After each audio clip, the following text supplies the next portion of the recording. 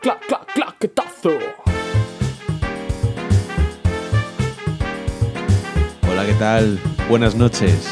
Aquí estamos en un nuevo episodio, esta vez para hablar de Solaris, de Andrei Tarkovsky. Bueno, estoy aquí con mis tertulianos habituales, bueno, más o menos habituales. Tenemos a Santi Abollado. ¿Cómo estamos, gente? Estamos clackers de Buenas nuevo. noches, Santi. Buenas Tarkovsky, noches. mucho ánimo. Aquí es por la noche, por cierto, aquí en Madrid. No sé si son las 10 de la noche. Estamos grabando un poco tarde. La hora de Moscú no sabemos Y esta voz, a qué hora están. y esta voz tan agradecida es la de Pablo Alzola. Muchas Bienvenido, gracias, Pablo. Marcos. Aquí estoy de invitado.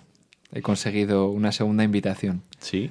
El Pero invitado invita. tenemos un segundo invitado, Pablo. Sí, el invitado principal, que es, bueno, lo voy a presentar yo, es Juan Rubio. Bienvenido, Juan. Muchas gracias, un placer estar aquí, haberme infiltrado en Eso en es. este grupo del Eres un claquetazo. stalker.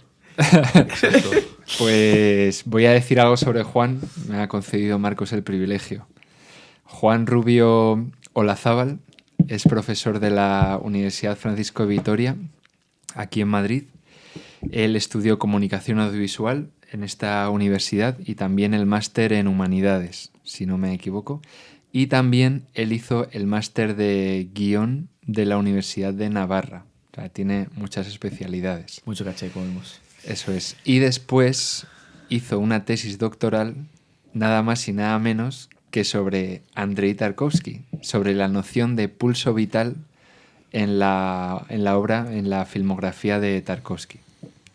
Así que, y bueno, y ahora mismo pues es profesor de la universidad en varias materias de guión, poética audiovisual, esto es. Vale, yo quería hacer una breve pregunta. Y es padre de 2 hijos, que eso es Padre importante de dos también. hijos, esa es la parte más, Es la parte más dura. decisiva. la parte más profunda Eso del es. currículum. Eso es. Yo, ¿cómo has dicho que se titula su tesis doctoral? Bueno, mejor que lo diga él. Sí. Es el pulso de la vida, el pulso vital. ¿Y en qué consiste? Fundamentos y aplicaciones. Pues es un concepto que no aparece en Esculpir el tiempo, que es su obra, como su gran testamento, ¿no? Teórico y artístico y filosófico, sino que aparece en unos escritos que él tiene, que se conservan en el Instituto Tarkovsky en Florencia, que lo dirige su hijo Andrei. Unos escritos que son apuntes de su época como profesor en el VGIK, en la Escuela Nacional Soviética de Cine, donde él fue alumno y posteriormente, entre los años 60 y 70, profesor. En estos apuntes que él no tenía la intención de publicar, sino que eran para sí mismo, para sus clases, las que él impartió ahí durante esos años, él utiliza este término, el pulso de la vida, para referirse a la relación que tiene el cineasta con la realidad a través de la cámara cinematográfica y concretamente del tiempo. Podríamos decir que en Solaris, la peli que vamos a comentar hoy, aparece ese pulso de la vida. Bueno, Tarkovsky diría que es una parte inherente a cualquier película, que siempre hay un pulso de la vida y que es la relación personal que tiene el cineasta con la realidad transmitida a través de la temporalidad fílmica. Entonces él habla del pulso de la realidad, el pulso del cineasta y el pulso que el cineasta imprime en la imagen cinematográfica. Él dice que de esa tríada nace la experiencia fílmica. Sí, siempre Es profundo, ¿eh? Eso es muy Tarkovsky profundo. siempre se anda Hemos se empezado anda con- fuerte. Sí. Yo, para presentar más técnicamente la película, Solaris, decir, bueno, me podéis corregir si me equivoco, pero es de Adelante. 1972. Ganó además algún premio, me parece que ganó el premio del jurado en Cannes. No sé si ese mismo año o en otro año, no estoy seguro. Pero recurrentemente ha ido ganando premios con sus películas, bastantes. Sí. Y bueno, decir que fue un director reprimido en la Unión Soviética, claramente. Y de hecho hizo alguna de sus últimas películas fuera. 2 de sus últimas, según Pablo. Y bueno, un director muy filosófico que bueno, va a quedar bastante claro en el episodio de hoy. Y denso. Denso. Eso es lo que nos gusta, ¿no? Aquí en el claquetazo. Eso es. Aquí, Bueno, muy o sea, interesante. me ha gustado mucho esto de la relación de la vida y el cine y quería compartir con vosotros una reflexión que creo que viene a cuento. Y es el tema del cine como, o sea, como plano. Es decir, al ser... El otro día estaba reflexionando sobre el cine como arte, ¿no? Y digo, joder, realmente el cine siempre va a ser en 2D, ¿no?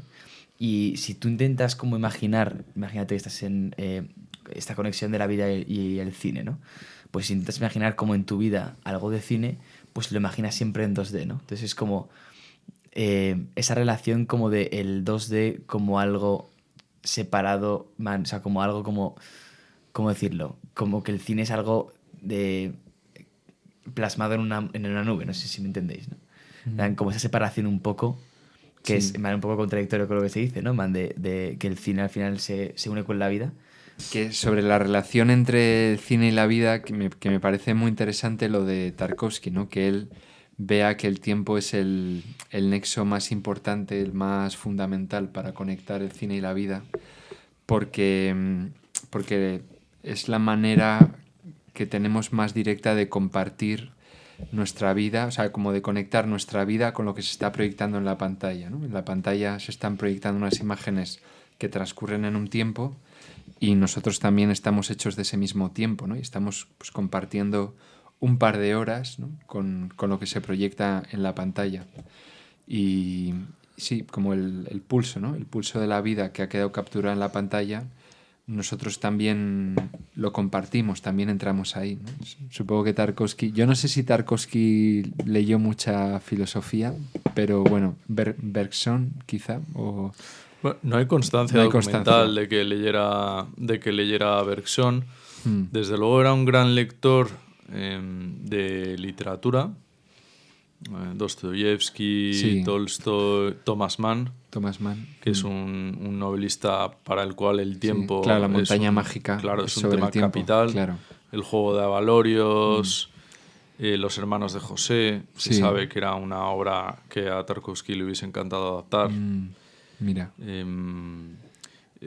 Pero de autores filosóficos como tales, seguro que por la vasta formación intelectual y cultural que él tenía, leyó muchos.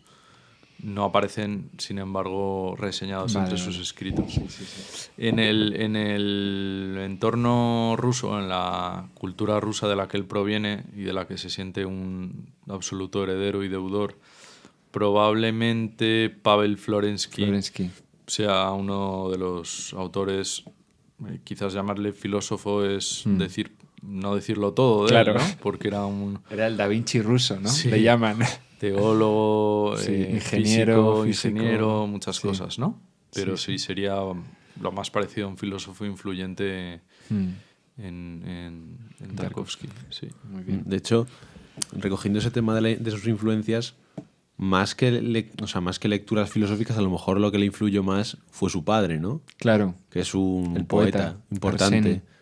en la cultura ahí soviética, rusa, como prefiramos decir. Pero él estudió, me suena que estudió Bellas Artes, ¿no? O arte en general. Tarkovsky. Sí, me suena. O sea, Tarkovsky hijo, digo. Tarkovsky hijo estudió o trabajó, colaboró en un instituto de expediciones geológicas que le permitió emprender un viaje a Siberia, que a él le influyó mucho, con 18 años aproximadamente, y después estudió en la Escuela Soviética de Cine.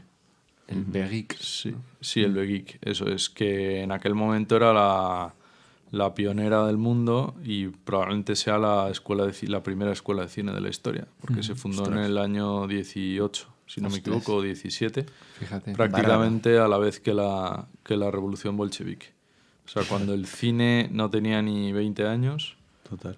pues se había fundado esa escuela. Y él estudia ahí. Él forma parte de un grupo selecto muy pequeño de alumnos que de toda la Federación Rusa son elegidos para acceder a la escuela.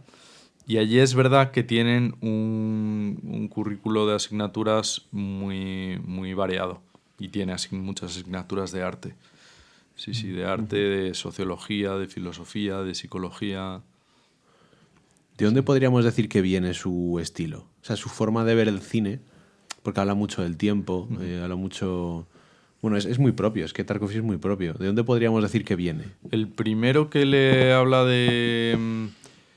no del tiempo como tal, pero sí de la idea del cine como escultura, es un profesor suyo que ya era un cineasta consagrado llamado Mijail Rom, y que hablaba de que una película era como un bloque de mármol o del material que fuera, al que había que ir retirándole lo que era más accesorio, para ir liberando a la verdadera obra artística, Sí. y que fuera visible o apreciable para que estuviera a la luz, digamos.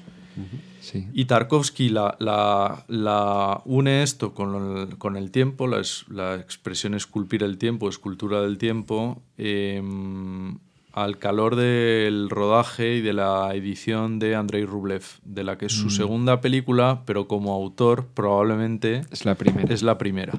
Porque yo he entendido que la de la anterior, La infancia de Iván, es un proyecto que él heredó, ¿no? Que estaba un poco a medias, Sí. que no había prosperado. Efectivamente, es un proyecto en el que acaban despidiendo al director. Sí.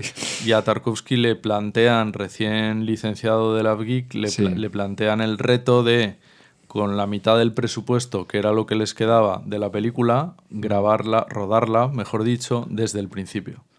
Y Tarkovsky acepta el reto poniendo una única condición, que es reescribir el guión entero. Y entonces la experiencia... Pues ruedan en Ucrania, parece que sale adelante el rodaje, presentan la película y, para sorpresa de todos, pues es un triunfo enorme porque obtiene el León de Oro de Venecia. Fíjate. Y es el primer. Es muy bonita, La infancia de Iván. Sí. La infancia de Iván es brutal. Sí, Pero es ahí una el otro gran también película. para la preparación de ese podcast. Actualizarte. Y no, o sea, y la verdad es que, o sea, se ve muy bien el estilo de Andrei Tarkovsky. Y quería hablar un poco como de eso, del estilo de este director. Porque creo que es clave, no solo como... O sea, en toda su filmografía, como ha dicho Marcos, tiene una identidad muy, muy propia. O sea, y también está muy conectado con lo que has dicho tú, Pablo, en el sentido de que... O sea, bueno, y también lo que ha dicho Juan, ¿no? De la conexión de la vida y el cine. Porque es verdad que, si te fijas, al final, sus planos tan largos tiene como ese sentido también filosófico de estar en el presente, ¿no? Y no saltarse esas partes intermedias que, o sea, por ejemplo, partes en las que están en silencio con un simple paseo. Pues eso en realidad es como una conexión con el presente en cierto sentido, ¿no? O sea, es una cierta manera de que estás tú en ese momento, claro, y que no están haciéndote cortes para llevarte al punto de... El tiempo del espectador se sincroniza con el tiempo del plano, ¿no? De alguna Correcto. manera. Y de ahí también el tema de los planos secuencia, ¿no? Que aquí también nos puedes iluminar tú, Juan. Que, o sea, que tengo entendido que Tarkovsky, o sea, el uso de planos largos al final acabó como también derivando o sea, como el concepto de plano secuencia tiene que ver también con este director, ¿no? Sí, porque para él la toma siempre tiene prioridad sobre el montaje, porque él cree que la auténtica esencia artística del cine reside en la duración de la toma. Y concretamente él habla de la que comentábamos antes, ¿no? de la presión del tiempo, o utiliza también la expresión tensión interna del plano. Él comenta que realmente lo cinematográfico está en la capacidad de la imagen para recoger la acción, la ilusión de la acción efectiva del tiempo, porque no es tiempo lo que tienes ahí, evidentemente, es una mímesis de eso, ¿no? A través del instrumento fílmico.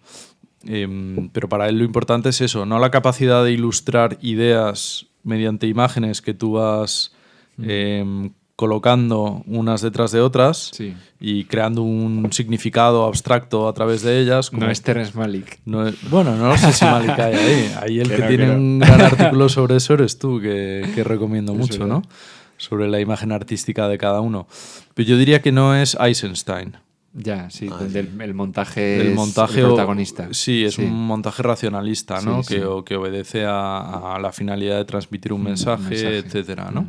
En Tarkovsky la imagen artística nunca es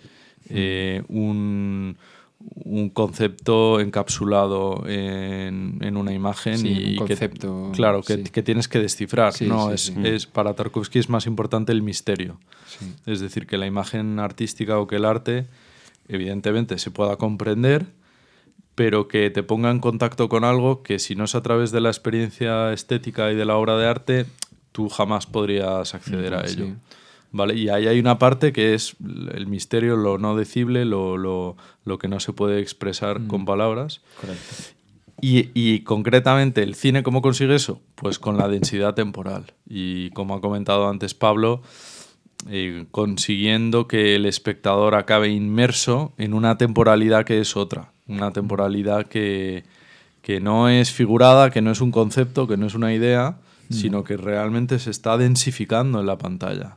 Y te está a ti trasladando a ella, te está a ti absorbiendo. Sí. Y por eso el plano secuencia. No es una cuestión manierista, no es una cuestión de vais a ver qué pasada técnica consigo hacer aquí, vais a flipar, sino que tiene una intención artística. Claro. Le podíamos hincar el diente a la película antes, quizá para... Sí.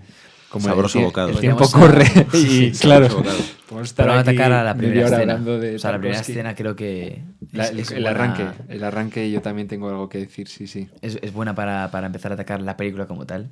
O sea, porque a mí la primera escena creo dice como es un vivo reflejo de todo lo que estamos diciendo, ¿no? O sea, de cómo se ve todo el tema del jardín, el lago, planos contemplativos simplemente. Y también algo recurrente en la película son como esos zooms de cámara que Sí. son de la óptica, ¿no? Que se nota que no es un... O sea, que es como... Zoom óptico, sí. Justo, zoom óptico. De, por ejemplo, hay un momento que están las algas en el lago y hace un zoom a las algas, ¿no? Y se ve como hay el zoom a las Sí. algas y parece que estás como yendo a Que otro hoy en día universo, nos ¿no? chirría un poco eso, ¿no? El zoom nos cuesta... No es habitual verlo ahora en el cine. Justo, correcto. Pero vamos, Sí, en sí. plan...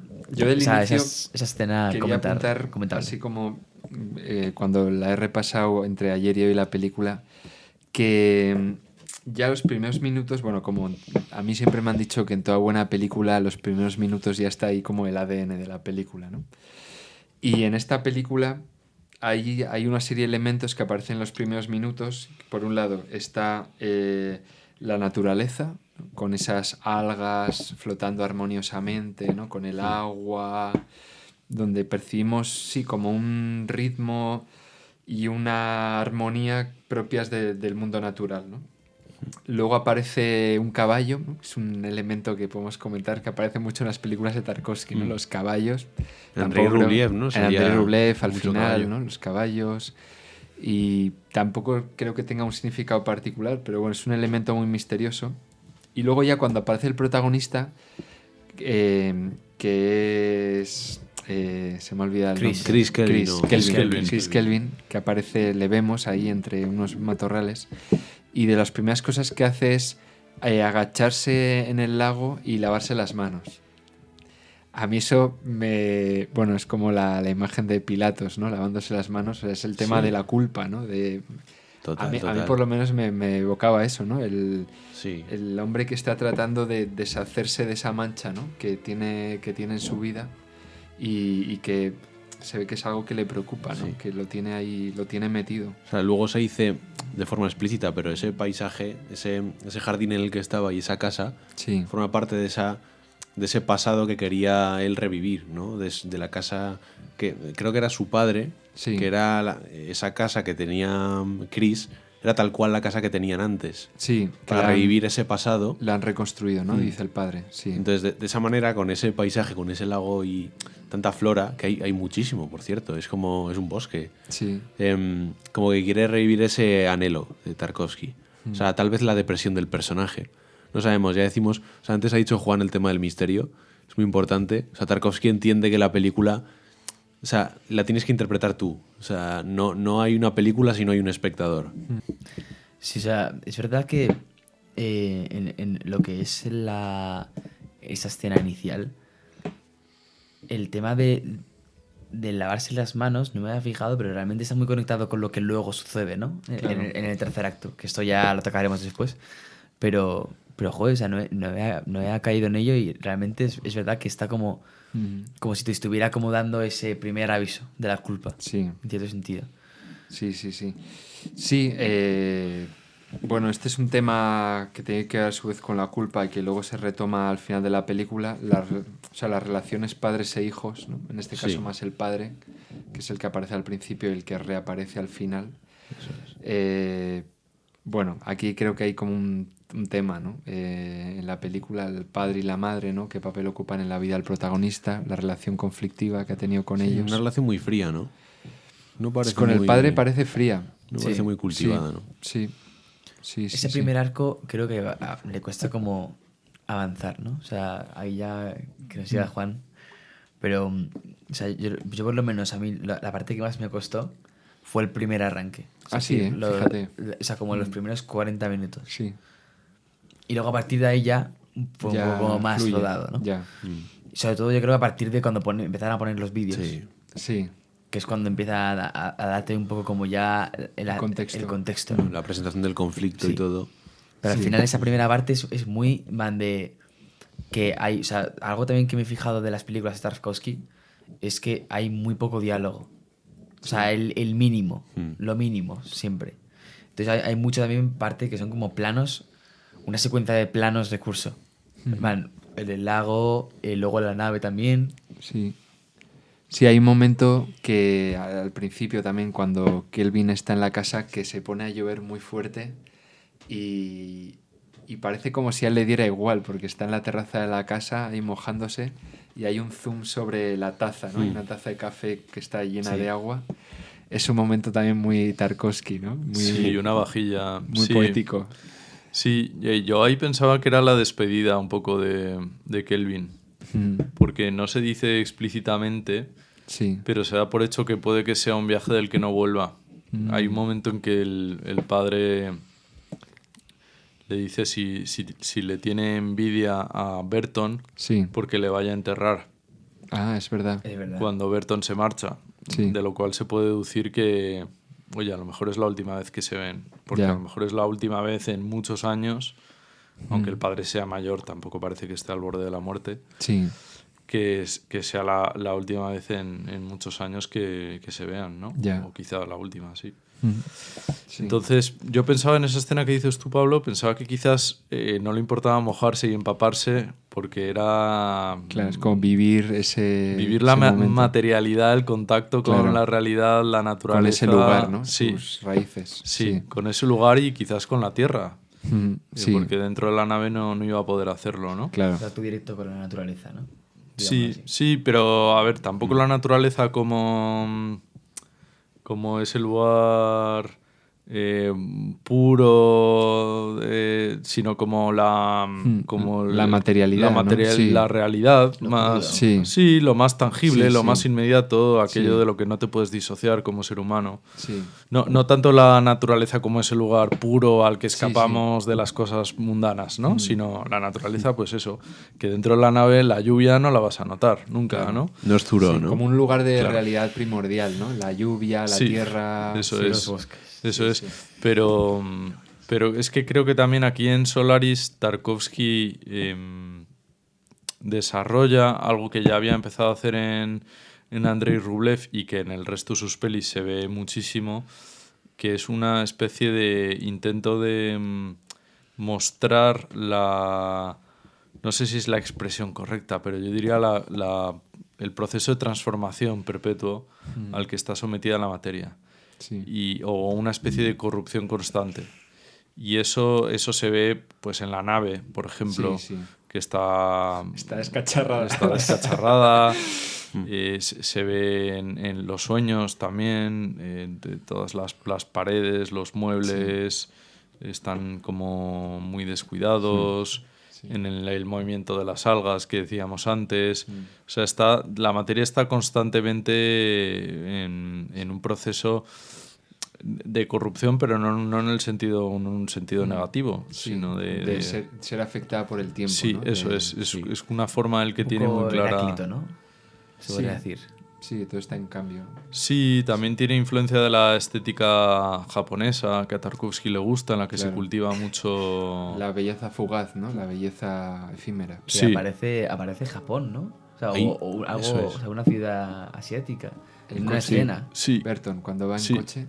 sí, sí, efectivamente, en esa secuencia tan angustiosa, ¿no? Sí, esa secuencia me ha Que es llamado el- muchísimo la atención porque no he sabido El interpretarla. follón de la vida. No sé qué quería decir, porque no me parecía una crítica. No tenía el tono de una crítica esa secuencia. Bueno, yo creo que te transmite, como Tarkovsky en otras ocasiones, te transmite una atmósfera, ¿no? Un Sí. ambiente. Un ambiente vital, ¿no? De... Pues esto es la vida de una ciudad, ¿no? Sí, no sabría. Tarkovsky, desde luego, si hace críticas, no es como lo primordial de su obra, pero yo en este caso creo que si no es una crítica, sí se acerca un poco. Por el contraste con la naturaleza, Eso, ¿eh? claro, no por sí. otra cosa, ¿eh? Un Eso lugar es. un poco asfixiante, ¿no? Sí. Angustioso. Sí, un lugar donde lo artificial quizás al hombre sí lo ha desconectado de... Claro, no hay hueco para un árbol, un río. ¿no? Eso es. No. Sí, y luego también hay interpretaciones que dicen que ante la falta de presupuesto para ver un despegue Ya. de una nave al Es completo, verdad, es es verdad. verdad que ese bucle que va justo antes Sí. es una secuencia Muy de unos larga. cuantos minutos viendo Sí, coches. carretera, ¿no? Sí. Y es que es Entrando larga, en larga. túneles, ¿no? Como que te recrea un poco la sensación de un viaje, Correcto. porque la siguiente escena es ya. ya un plano de las estrellas en el que se oyen Sí. voces Del lanzamiento. del tal. lanzamiento, ¿no? Y sin música, creo, ¿no? O durante Sí, mucho no, tramo. sí, sí. Bueno, Sí. quizá algo de música atmosférica, ¿no? De Artemiev. Sí, sé, no me acuerdo en recuerdo, esa secuencia si la hay o no, pero sí, Kelvin dice, ¿y cuándo es el despegue? Y le dicen, ya estás en la nave. Ya, o sea, son las autopistas esas dentro de la Sí. ciudad y prácticamente aterrizar en la estación. Entonces puede que sirviera un poco como efecto de transición o de viaje. La vida Allá de sueño. donde Ron Howard hizo La Apolo vida de 13 sueño. con una escena de despegue impresionante. Aquí, por ahorrar, pues nada, unas voces y ya y listo. Sí, sí, sí, sí. Pero Po- pega mucho con su estilo. Sí, sí, claro, Pega totalmente. muchísimo. Claro, totalmente. Luego, Santi quería comentar algo del tema del suspense, de cómo se construye el conflicto y todo. Con el tema de la atmósfera, de los vídeos, tal. No sé si querías decir algo sobre eso, Sí, Santi. creo que esto tiene que ver un poco con el cientificismo versus el misterio. O sea, como que Tarkovsky, al parecer, no le importa demasiado la trama, ¿no? Es como que va más... O sea, que quiere dejarlo todo un poco como en el aire. Y también, teniendo el contexto de que su padre es poeta, nos podemos dar cuenta como de que realmente no quiere darle palabras a las cosas, sino que el arte en sí es un lenguaje, ¿no? O sea, una imagen vale más que mil palabras. Creo que es algo que Tarkovsky, una frase a la que él le gustaría, ¿no? En plan, Sí, es muy de su estilo. sí, sí, sí. Sí, yo creo que él con lo que no estaría de acuerdo es con que la imagen artística pueda reducirse a palabras. Esa expresión concreta, la de más vale una imagen que mil palabras, no lo sé Tarkovsky cómo la Cómo tomaría. la- No cómo me la atrevo a... no me atrevo, ¿eh? contigo, ¿eh? Ya Casi sabes padre, que amigo. nos podría sorprender. Yo diría una imagen artística supera la palabra siempre, o Sí. supera el concepto, eso sí lo diría. Eso supongo que sí lo diría. Y sí que estoy completamente de acuerdo en que, aunque a Tarkovsky la ciencia ficción y la tensión narrativa no sean cuestiones que le... No son cuestiones que le ocupen en el sentido de estrategias para tener al espectador entretenido, sí creo que en esta película está logradísimo. Y que cuando tú empiezas a ver a Burton en el interrogatorio Sí. y empiezas a comprender que toda la misión Solaris a la que va a ir este tipo tiene que ver con unas visiones y con que la gente se está volviendo loca en la nave, etcétera, realmente ahí te agarran. O Sí, sea, sí, ahí- sí, sí. ahí Hay, te- hay una tensión Sí. muy bien construida. Los vídeos creo que es de las mejores partes, fíjate. Sí. Sí. O sea, porque es cuando... O sea, Sí. en los vídeos es como que te atarva completamente y dices, ostras, van, o sea, que hay algo Mm. que no sé qué es, Hay pero es algo- interesante, seguro. Y las Seguro que es actuaciones, interesante. son Inabarcable. buenas también. Las actuaciones son muy Son buenas, buenas. también. Sí. Sí, sí, sí. Y luego también, bueno, perdona, No. Di. o sea, también hay una cosa que no hemos atacado, pero es el tema de los cambios de color. Mm. O sea, de que el vídeo sea en blanco y Sí, negro, sí, juega pero mucho. la... El sepia, blanco y Sí, negro. luego hay como contornos azules, ¿no? Sí, blanco y negro con tono azul. O sea, sí. ahí no termino de entender como la finalidad de cada una de esas, ¿no? Por ejemplo, eso lo hacen también en Oppenheimer. Sí, Pero en Oppenheimer bueno, sí que pero- parece pero yo creo que algo más claro. diferente. Nolan no finalidad. tiene tanto no es un sentido así más simbólico. Creo que Tarkovsky sí. Puede ser, esto a lo mejor no me lo compráis, pero puede ser un modo de crítica a la Unión Soviética, aplicar el blanco y negro en los momentos burocráticos. Puede ser. Puede ser. Como de realidad aburrida, ¿no? Sí, como la grabación es un documento oficial, sí, es como lo que hoy sería una grabación de Zoom del trabajo, ¿no? Sí. Es eso, Total. pues tiene sentido que sea así. Sí. Sí, no sé si tiene otros sentidos. Sí son muy llamativos los cambios de color en la nave. Correcto. En el cuarto de Eso él es lo que más me ha llamado la atención a mí también. hay varios cambios Sí, cuando de... está durmiendo a veces está en color sepia, verdad, ¿no? sí, eso es. Sí. Sí, eso es algo que luego en Stalker y Sí, también también. en El Espejo lo vuelve a hacer. Stalker creo que- empieza en sepia. Es precisa sepia. Sí, claro, todo. Hasta que llegan a la Sí. zona es todo en blanco y negro, ¿no? Sepia. Que yo, vamos, sin saber demasiado de esta película, pero a mí simplemente esos cambios me introducen en un ambiente donde...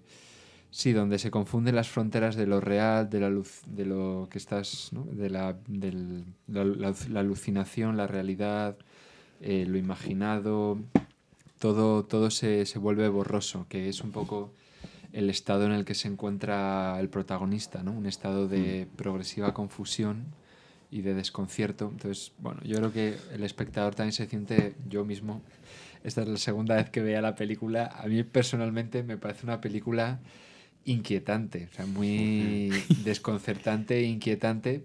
Creo que en ese sentido lo hace muy bien y que a veces es una lucha el espectador con la película, ¿no? Por seguir viéndola, porque es que la película es como si fuese un bloque de piedra que se resiste, ¿no? Se te resiste a ser modelado pero bueno, ahí está la experiencia de verla, ¿no? Es como una lucha contra la película, ¿no? Y bueno, sí. Sí, tú la película creo que la puedes ver como la lucha de unos hombres muy cuerdos Sí, que le tratan de convencer a un recién llegado de que las visitas que recibe son de...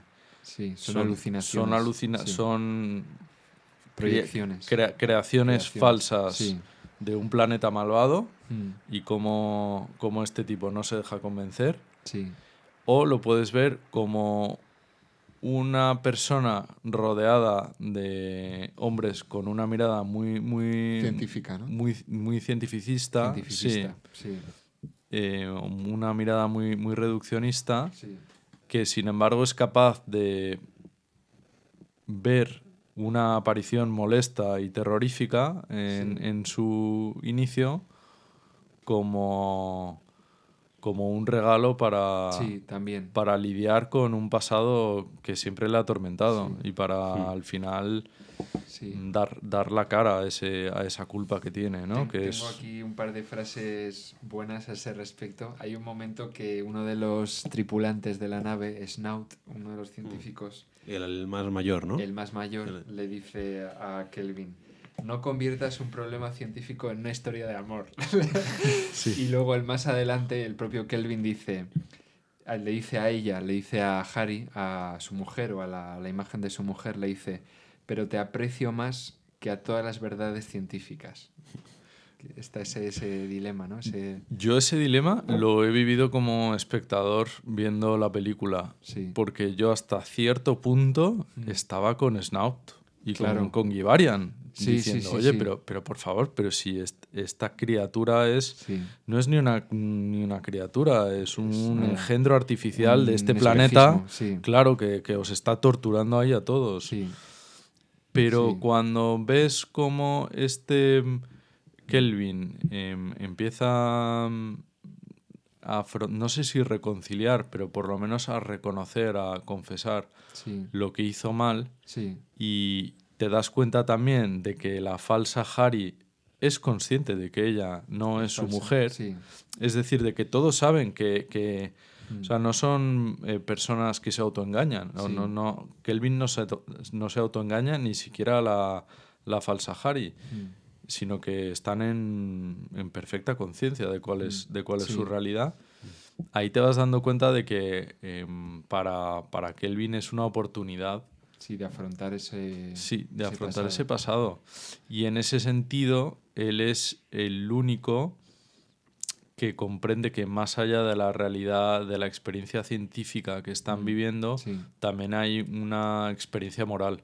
Sí, efectivamente. Y Sí, él, sí. y él vive una transformación, porque en su primer encuentro con Berton en la dacha, en el jardín de la dacha, sí. bueno, jardín que ya hemos dicho que es como un Exuberante. bosque, ¿no? Vamos. Jardinazo, Él ¿no? habla como después le va a hablar Snout, con la frase que tú has dicho, Pablo. Sí. Él le dice a Berton, le dice, no, la ciencia es la que debe decidir qué es lo moral y qué no es lo moral. Es decir, le está diciendo que la ciencia es autónomamente moral. O sea, que la moralidad para la ciencia no es algo externo que pueda juzgarla, sino que la ciencia tiene que...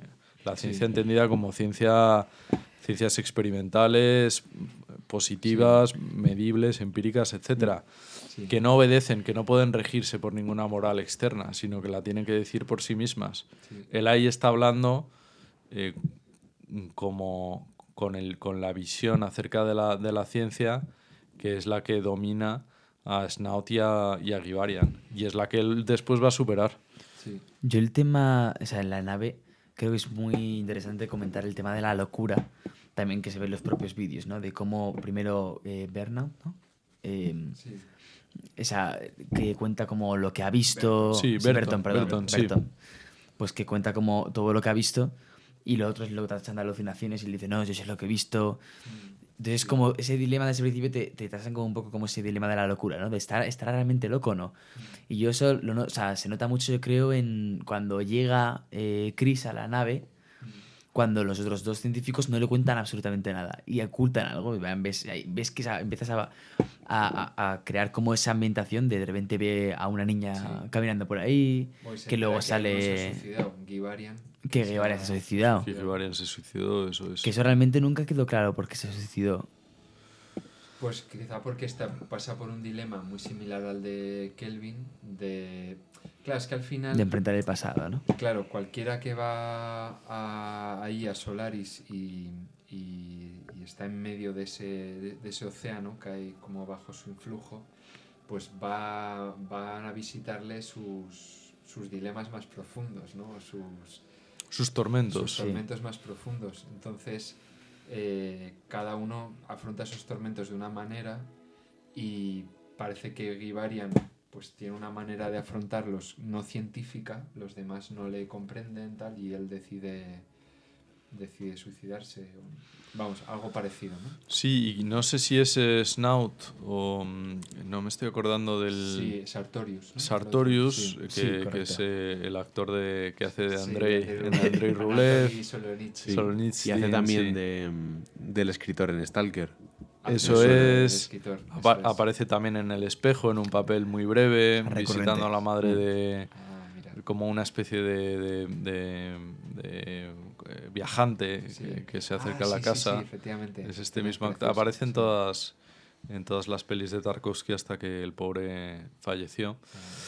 Pero ese personaje hay un momento en el que sugiere, creo que es él que sugiere que Givarian pensaba que los demás no le iban a creer. Sí. Es verdad. Que Givarian está tan aislado, luego está teniendo una experiencia muy pionera, quizás fue el primero al que se le aparecieron, Los visitantes. de ese grupo al menos. Sí, ya. Porque también se menciona al principio de la película que la tripulación inicial era de 83 o de 70 y pico. Fíjate, wow. Y no sé si todos se acaban suicidando o si es que han huido o qué ha Ya. pasado. pero en cualquier caso que Ibarian no confiaba en que los otros pudieran ayudarle de ninguna manera. Y ese Que por tema eso se está... acaba... Ay, perdona. No, nada, que por eso se acaba suicidando. Sí. Que preguntabas. No, que ese tema realmente es como que lo podemos ver en todos los personajes. O sea, en todos los personajes es como que no terminan de decir lo que han visto, lo que ellos piensan, ¿Cuál es su...? porque no le están siendo locos. O sea, lo vemos Sí. en Bertolt, lo vemos en Snout, ¿no? Lo vemos Sí, en... Snout hay un momento... Snout no, Sartorius. Sartorius. Vemos que hay una persona enana que Sí, sale... está escondida en su laboratorio, ¿no? Sí. Que escapa. Y luego creo que vemos también fotografías, primeros planos de bebés. De bebés, sí. También. Sí. Entonces, y hay otra escena en la que le dice a Kelvin que tiene suerte de que su visitante sea una materialización de su pasado.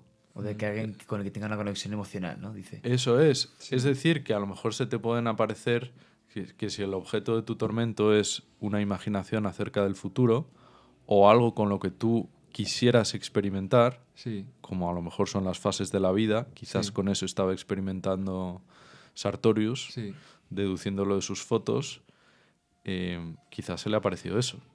Ya. Es decir, que las apariciones que atormentan a estos científicos no son solo del pasado, también puede ser algo terrible que tú hayas querido hacer. Sí, en ese sentido conecta mucho con... Bueno, es casi lo mismo, ¿no? Es casi igual que Opa. Stalker, un poco, ¿no? Sí, O sea, sí. porque la zona es el lugar donde llegan los viajantes y donde se cumplen los deseos más recónditos del corazón, de los cuales uno puede no llegar a ser consciente, ¿no? Sí, puede que tú llegues a esa cámara de los deseos Sí. y que se cumpla Sí. algo que no era lo que tú conscientemente querías, es. pero tenías en tu corazón. Sí, Como le sí, pasó a uno de los personajes, ¿no? Que quería una cosa, quería revivir a su hermano Sí, o algo así sí, en la y zona. consiguió riquezas. Sí. Porque era su deseo inconsciente, Ujú, más sí. profundo. Sí, sí, sí, sí. Pero una cosa Sí, que para el espectador que no sepa muy bien de filosofía, o sea, también habiendo leído el libro, Juan, el tema de qué es Solaris, porque es un planeta acuático. De hecho, aquí el tema de lo que es el agua para Tarkovsky es muy importante. muy importante. Pero, ¿qué es Solaris? ¿Es un planeta? ¿Qué es? ¿Es otra dimensión? También, antes quería añadir un poco a esta pregunta de, o sea, la comparación de la película con el libro. Es decir, Ah, sí. o sea, porque al parecer el autor del libro estaba como inconforme con la película. Entonces también desarrollan un poco todo eso. Sí, Stanislaw Lem era un autor de Polonia, es decir, del polo comunista, no soviético, pero sí satélite de la Unión Soviética, pues muy, muy respetado y de culto. Y Tarkovsky lo que más aprecia de la obra original es toda la densidad filosófica que contiene. Lo que menos le interesa es la parte estrictamente de ciencia ficción. Dicho lo cual, claro, a Lem lo que menos le convence de la obra de Tarkovsky es el desenlace o el sentido espiritual, que es contrario al sentido materialista que tiene la novela. En la novela el ser humano es muy pequeño ante el misterio de Solaris, que acaba siendo un enigma más que un misterio irresoluble y que es fuente de sufrimiento.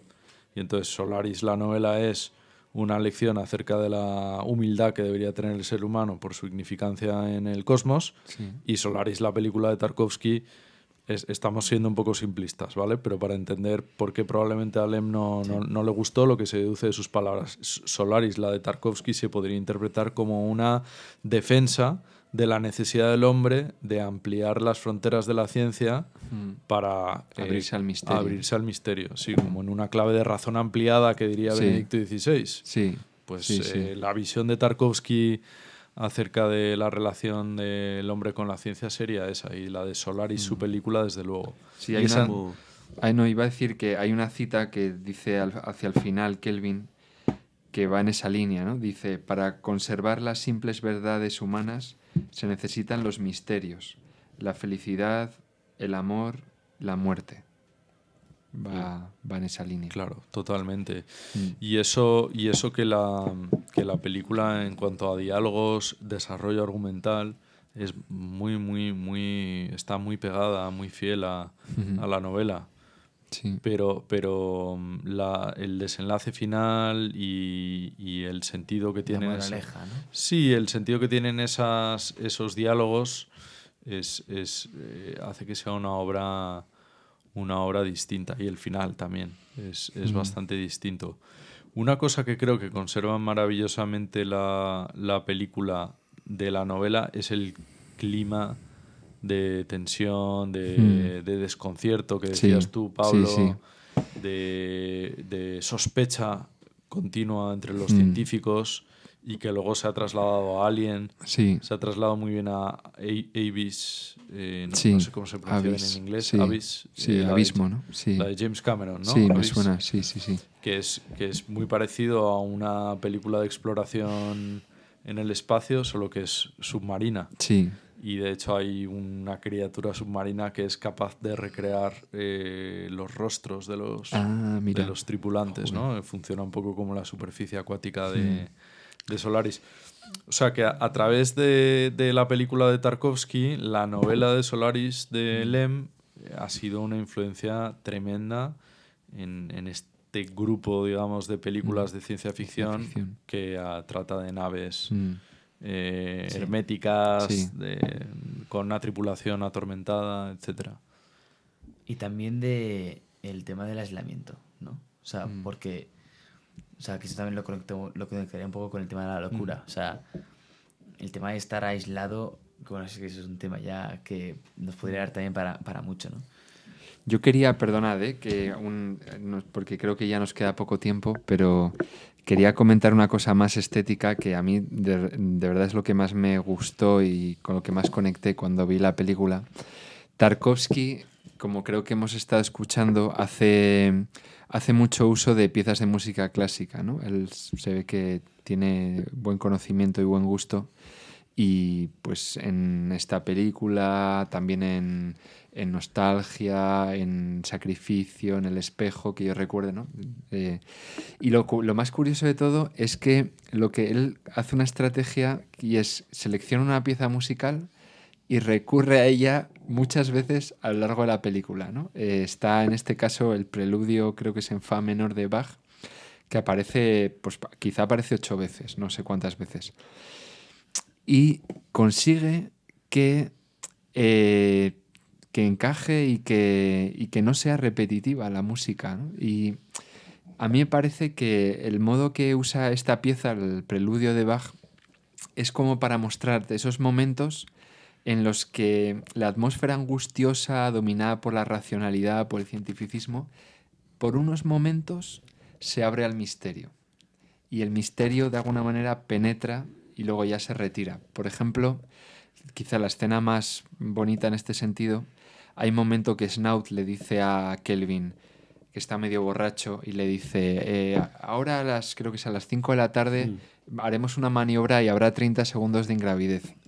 Y Kelvin está con Harry en la biblioteca y de pronto empiezan a volar los objetos, la lámpara de cristal, ¿no? Se mueve y suena el cristal, que es un sonido muy de Tarkovsky, ¿no? Esos cristales, y se abrazan y flotan, y suena el preludio de Bach. Y el libro del Quijote también. Y el Quijote flotando ahí, ¿no?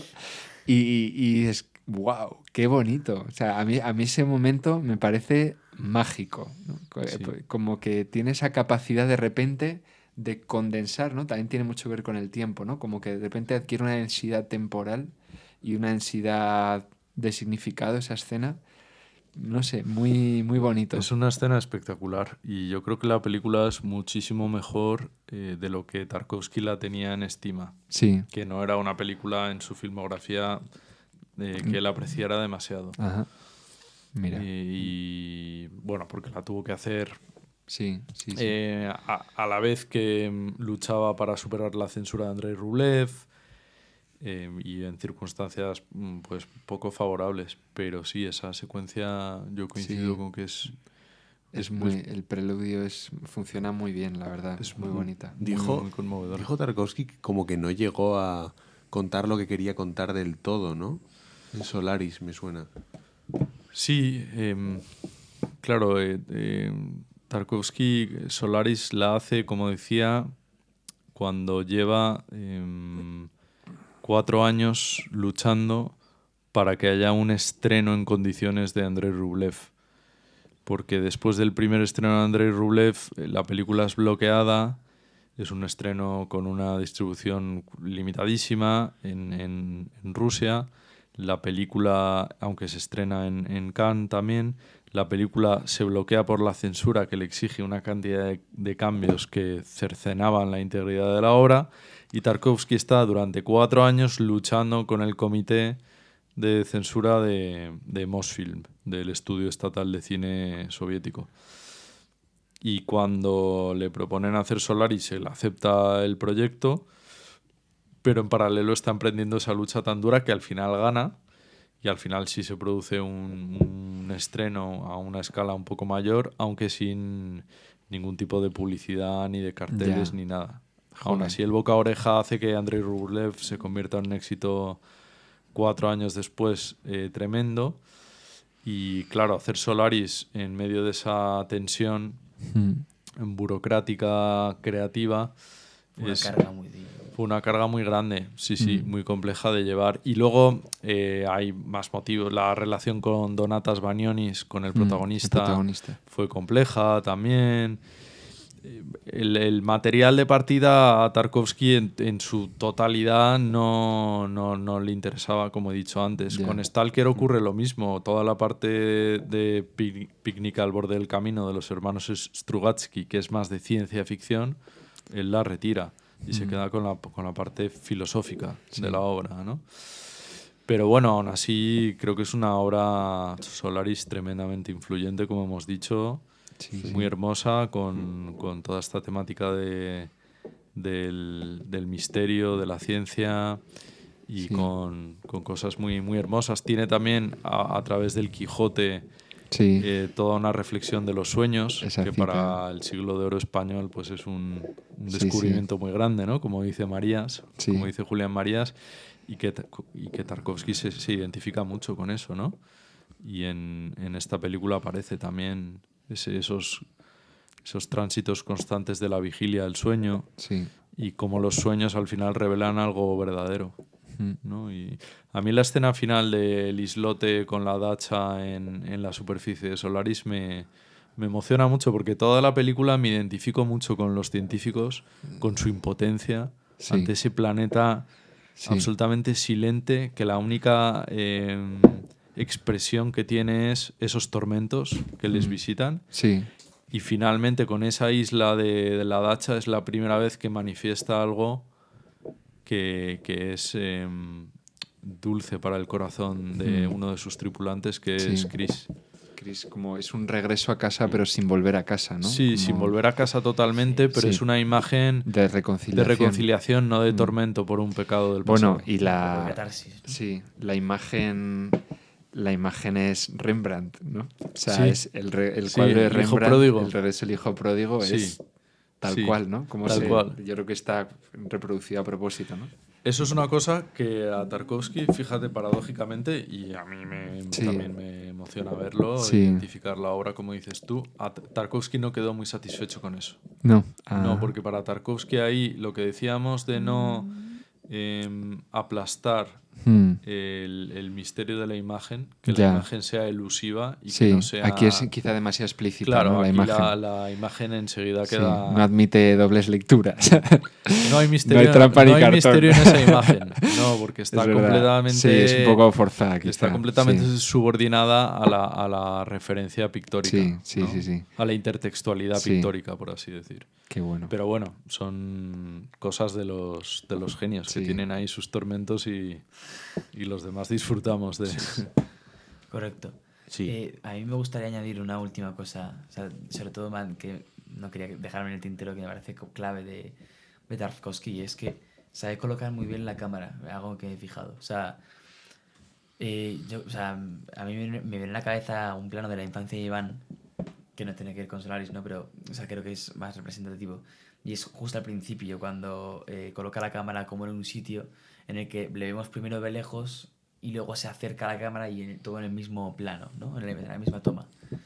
Y en Solaris lo hace también cuando está en la nave. Es como que primero está en primer plano, luego se va por un pasillo, la cámara sigue y luego le vemos como está en la otra parte, ¿no? O sea, es como que juega con la profundidad de campo en la misma toma. Y, o sea, yo creo que es una virtud que tiene Tarkovsky como cineasta y es que sabe colocar muy bien dónde colocar la cámara para mostrarnos, ¿no? El entorno. Totalmente, totalmente. Estoy muy de acuerdo con lo que has dicho y sí, tiene varios traveling circulares. Correcto. Que a mí me parecen increíbles. Tiene uno con Snout y Kelvin. Bueno, tiene varios, ¿no? Que son increíbles. Y como lo que dices de la profundidad de campo, también te exige como director pensar en la puesta en escena. Cómo se van a mover los personajes en el escenario y cómo eso va a aparecer en el encuadre. Y es verdad que técnicamente es fantástico. Tarkovsky, a veces la discusión filosófica teológica soslaya, ¿no? Claro, la maestría técnica, sí. Pero para Tarkovsky no hay distinción entre la forma y el fondo. O sea, su manera de tratar esos temas es con lo que acaba de escribir Santi. Son iconos, ¿no? Ahí con toda su potencia. Eso es, iconos fílmicos. Sí. Yo creo que con esto podemos terminar el episodio. Muy bien. Dejar por finalizado. Así que nada, ha sido un placer tenerte aquí, Juan. Muchísimas Igualmente, gracias. ya me siento parte de esta parte de la tribu, así familia, que- por supuesto. Claquetazo. Eso es, me siento un claquetero. No sé si tenéis ya el término. Un clacker. Un clacker. Cafetero, cafetero. Un clacker. Pues nada, Claquetero. os seguiré muy de cerca y nada, espero volver, ya sea como oyente seguro. Pues muchísimas gracias, Juan. A vosotros. un Serás placer. convocado. Estaré atento a la llamada. Así que nada, Santi, nos despedimos. Nos despedimos de este maravilloso episodio. La verdad es que ha sido bastante guay. O sea, hemos hablado más casi del director que de la película, ¿no? Bueno, sí. Es que Pero igualmente se es presta mucho a ello. un director que da para hablar, ¿no? O sea, Da mucho de sí. Quizá podríamos decir, ya para terminar, alguna referencia para quien quiera leer un poco o conocer el entorno de Tarkovsky. Correcto. Y recomendaciones también del estilo, ¿no? Recomendaciones, ¿no? Tú, Juan, así un título... Hombre, estamos rodeados de los tomos de Andrei Tarkovsky, Vida y Obra, volúmenes 1 y 2, de Rafael Llano. Fundamental. Que es pues probablemente uno de los autores, o el autor que mejor ha investigado a Tarkovsky. Sí. Y que son 2 volúmenes profusos en documentación, ricos en datos, pero sobre todo pues muy inteligentes Y se leen muy bien. y se leen muy Ágiles, ligeramente, ágiles, aunque son ricos y densos, y tienen unas fotografías fantásticas. Sí, está muy bien editado el sí. libro. Sí. En la editorial Maravilla. Mishkin. Miskin. Eso es, esa sería una primera recomendación. Muy bien.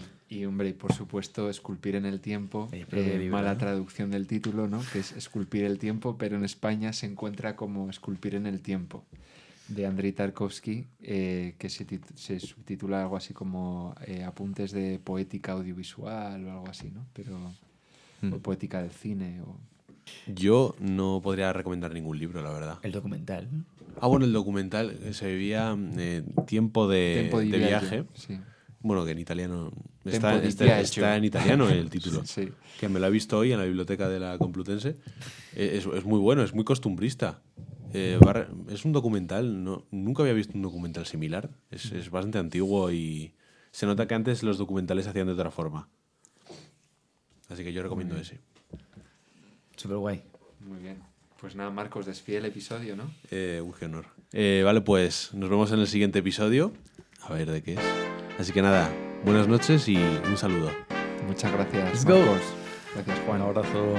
Clac, clac, clac, claquetazo.